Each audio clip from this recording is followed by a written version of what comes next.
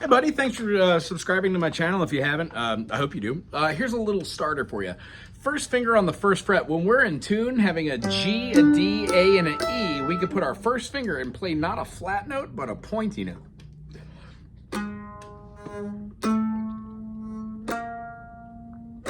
You're gonna put four fingers right in front of each other. First fret, second fret, third fret, fourth fret. Play directly in the middle, and then go up to the next one. And try and get that note to come out by plucking it.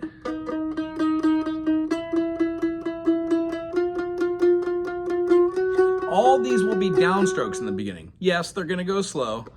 The purpose is to keep our finger up and down right here on the back of the neck, straight up and down, not pointed up like this, and not going way over the top. Just nice, perfect right in the middle. When we learn chords, like you'll learn chords like this, a G major, a C major, they keep going with shapes and pattern recognition.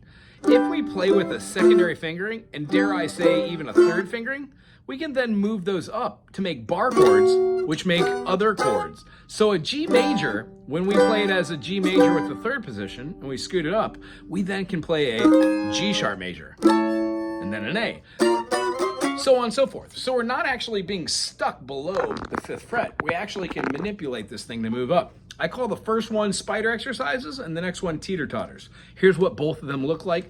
Do this 5 minutes in the morning, 5 minutes a night, and I can guarantee once you clock 12 to 20 hours, change those strings out, get a nice setup, which means you're gonna lower down the action as close as you could get to the fretboard without buzzing.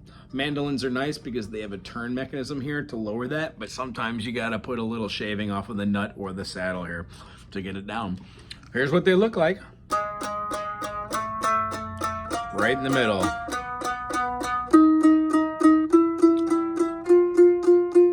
Halfway through, after you get done doing like the down notes, maybe try doing up notes halfway through the week. Go right back down to that first fret. Purpose is to work your way all the way up the fretboard, doing all downstrokes, getting used to spatial awareness and where the notes are. Hitting just one note, make sure it's nice and loud and it's not muted by any of the other fingers, and then go down. This keeps us spatial awareness. Now here's the thing, you don't need to know what any of the note names are for this. You don't really need to do anything besides make sure your fingers are pointing and that the fingers don't mute the strings while you're playing. Make sure you take deep breaths, and every time you find yourself looking over the fretboard down here, remember, it changes the position of your thumb, which should be straight. So keep that elbow out of your crotch or your belly. Keep these fingers moving straight in downstrokes, then try them in upstrokes. Rather than doing multiple notes per fret, try less notes. Do all upstrokes until you can get a fluid motion going. Work it again. And remember, these are just bases. When I do my warm-ups or my morning stretches, I'll do something like 1-4, 2-3, 2-3, 1-4. And then that mechanism keeps going. These eventually turn into little music melodies and mechanisms. When your fingers are strong, that's when you decide to do G, A, B, C, D, E, F sharp, G, or D, E, F sharp, G, A, B, C sharp, D. Start doing melodies and scales based off of the notes that you know. The other thing besides spider exercises, which are these, is to pick any chord you know and learn how to play it with a different set of fingering. So it would look like this. 1 and 2 and 3 and 4 and 2 and 3 and 4 and 2 and 3 and 4 and 2. These are whole notes next to half notes.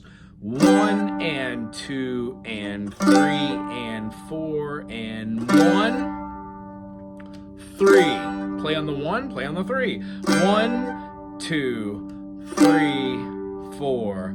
1 and 2 and 1 and 2. Now quarters. And what you'll notice is your fingers stop layering and the fingers move at the same time.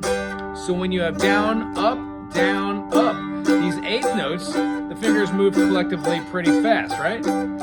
We want to be able to switch to this finger and then play other chords like this, like the A major, or the A minor, B major, B minor. But they're all based off of knowing our first pattern shapes, which we use with different fingerings, and then we scoot up for different chords. That's the whole concept behind being mobile up and down and making your own bar chords. B-A-R-R-E. I hope this helps in your venture. Aloha.